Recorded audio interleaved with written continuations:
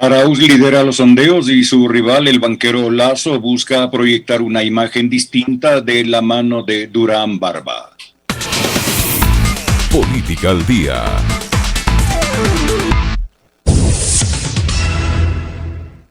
Quedan ya menos de 2 semanas para el balotaje del 11 de abril, la línea final, donde se sabe pueden definirse porcentajes electorales decisivos, en particular en una contienda donde el voto nulo ronda el 25%. Andrés Arauz, quien lidera los sondeos, enfrenta a Guillermo Lasso, el candidato banquero, así conocido por su pasado como presidente del Banco de Guayaquil, uno de los principales en el país. La dinámica de campaña es incesante, tanto en las diferentes provincias como a su vez en uno de los territorios centrales para cualquier campaña actualmente, las redes sociales, tanto Twitter como Facebook, Instagram, TikTok, YouTube y Google, para anuncios que aparecen en páginas o aplicaciones. Es allí donde se juega una de las claves, la posibilidad de llegar a diferentes públicos, romper los círculos propios, diseñar mensajes particularizados con precisión de Big Data. Ese terreno es central para cada candidato, en particular para Lasso, debido a la necesidad que tiene de construirse una identidad distinta a la que ha sido durante sus más de 20 años de vida política y económica, dos esferas profundamente imbricadas en su caso. Lasso debe aparecer como cercano a pueblos indígenas, a las mujeres, a la juventud, preocupado por las mayorías sociales, los trabajadores, el ambiente, empático, en lo que conforma una operación de simulación-engaño que recuerda a la realizada por Mauricio Macri en su campaña electoral. No es casualidad que el asesor de ambos sea la misma persona, Jaime Durán Barba. Una de las últimas estrategias del equipo de campaña de Lasso fue darles carteles a los migrantes venezolanos que piden limosna en diferentes esquinas de la ciudad. Sobre este tema, Alexis Moncayo interviene en Pichincha Opina. De locos esto, ¿no? ¿Puede repetir, por favor, el último párrafo de la nota, profe, si es tan amable? Claro que sí. Una de las últimas estrategias del equipo de campaña de Guillermo Lasso fue darles carteles a los migrantes venezolanos que piden limosna en diferentes esquinas de la ciudad.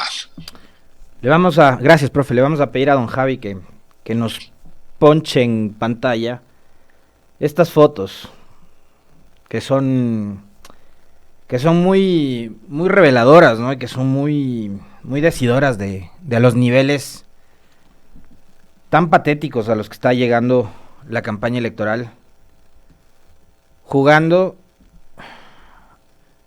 y usando la dignidad de las personas.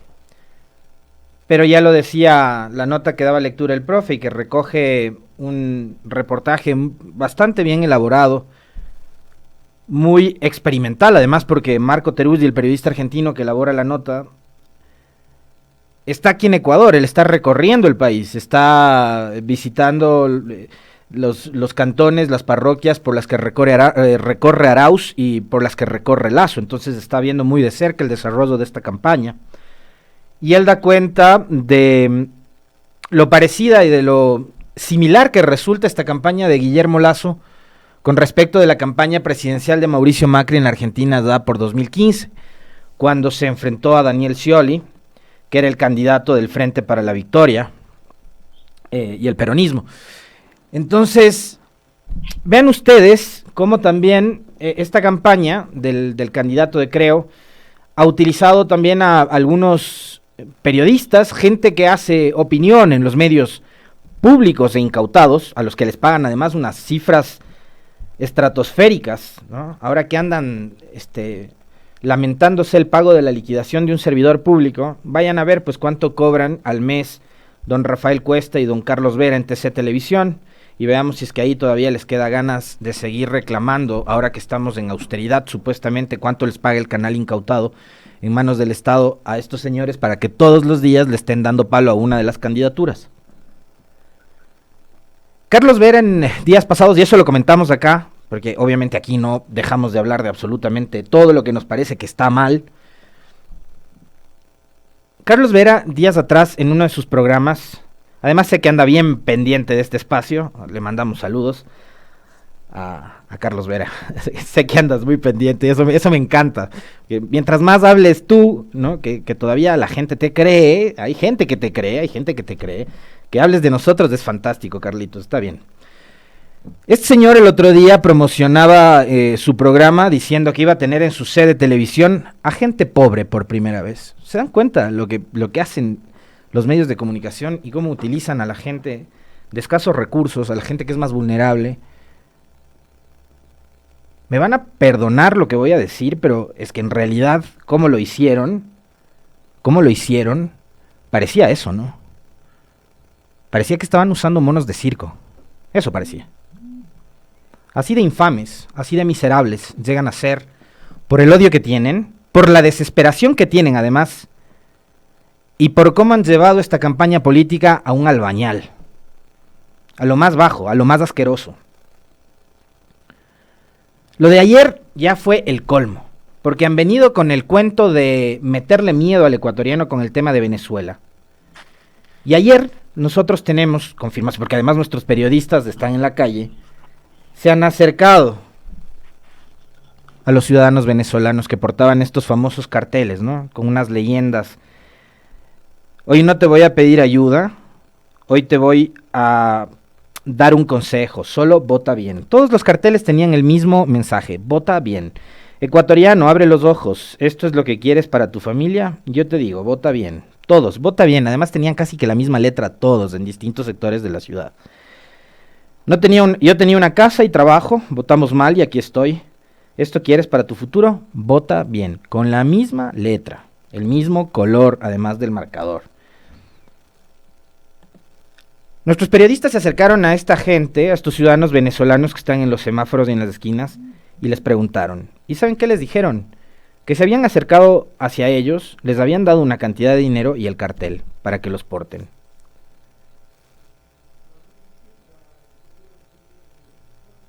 Estos ciudadanos venezolanos se han visto obligados a migrar muy parecido a lo que nos pasó a nosotros en el 99-2000, después del congelamiento de depósitos, cuando se decretó aquel feriado bancario criminal en el gobierno de Maguad, del cual Guillermo Lasso fue parte.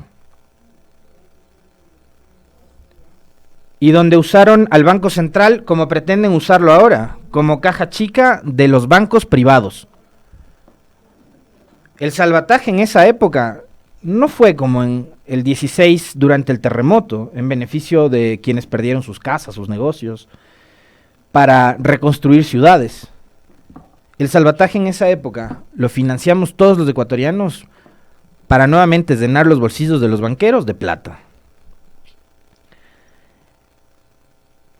Pero además en el tema de Venezuela se han enfrascado y se han enfocado en hablar siempre con verdades a medias, porque solo le culpan al gobierno socialista y comunista castrochavista de Maduro, pero no hablan absolutamente nada del bloqueo abusivo y criminal que tiene Venezuela, que no puede negociar con nadie porque Estados Unidos le tiene bloqueada. Porque además los países de la región a Venezuela le han dado la espalda, como Colombia, por ejemplo. Y nosotros también, desde luego, reconociendo a un payaso como Guaidó, como el supuesto presidente de Venezuela, ¿no? Gobierna desde su departamento, qué sé yo. Pero eso es lo que ha hecho la política internacional del Ecuador, a cargo de Lenín Moreno. Lenín Moreno, además, que en política internacional y en lo económico, comulga con las tesis de Guillermo Lasso. O sea, ya no vamos a repetir nuevamente porque esa es otra cantaleta que ya nos debería hasta cansar, ¿no? Basta usar el sentido común para darnos cuenta de que Lenín Moreno ha cogobernado con Creo, de que el 90% de votaciones de los proyectos de ley que han llegado a la Asamblea desde el Ejecutivo han tenido el apoyo de Creo, y de que asambleístas como Fernando Callejas han sido uno de los más feroces defensores de funcionarios como Richard Martínez en su momento, cuando este exministro de Finanzas tuvo al menos 5 solicitudes de juicio político, ninguna prosperó, y los más feroces defensores de Richard Martínez eran legisladores de la bancada de Creo, como por ejemplo Fernando Callejas. Recordarán ustedes que en varias ocasiones en este espacio conversamos con Luis Pachala, jefe de la bancada de Creo, defendiendo a María Paula Romo de los procesos de juicio político que se le habían abierto en la Asamblea. Y así por el estilo. Ahora, es indudable que Durán Barba es un extraordinario consultor político, pero es que eso es indudable, ¿no? Muchos lo consideran un genio al hombre porque es el fabricante de presidentes y de alcaldes, Fíjense ustedes que acá a Mauricio Rodas, que arrancó, y este es un caso particular, el de la campaña para la alcaldía de Quito en 2014, porque el candidato de Suma, recordarán ustedes, ni siquiera era Mauricio Rodas, porque la aspiración de Mauricio Rodas era nuevamente volver a ser candidato a la presidencia de la República en el 17, y el candidato a la alcaldía de Suma era Esteban Paz, el hijo de Rodrigo, el dirigente de Liga que fue vacunado días atrás en Chimbacay. Como Esteban Paz no acepta esa candidatura, le toca a Rodas entrar en el juego para poder salvar a su partido, para que saque los mínimos que necesitan las organizaciones políticas y que no desaparezcan del mapa electoral. Entonces Rodas entra al juego. Y Rodas entra con menos del 5% de intención de voto, enfrentándose a Augusto Barrera, que era en ese momento alcalde y candidato a la reelección. Barrera, más, digamos, tenía una intención de voto altísima, pero era un mal candidato. Fue un buen alcalde, tanto que lo reconoció Durán Barba, que fue un buen alcalde y que la ciudad estaba totalmente en orden. Pero que ese orden, a los ecuatorianos, como él piensa que todos los votantes somos simios, ¿no? Resulta que esa ciudad ordenada a los quiteños y a los ecuatorianos no nos gustaba. Entonces había que tener un poco más de flexibilidad, de comodidad. Queríamos parquearnos donde nos da la gana, que no haya multas. Entonces vino Rodas con un chocolate y convenció a la gente. Convirtió a un tipo que no conocía la ciudad en el alcalde de Quito. Fabricó al candidato. Lo hizo muy bien. Más allá de que Augusto Barrera era un pésimo candidato, que ni siquiera le bastó ni le ayudó todo el arrastre y el músculo político que hasta ese momento todavía tenía la Revolución Ciudadana, y que finalmente con esa elección fallida de Barrera empieza también el declive de la RC aquí en Quito.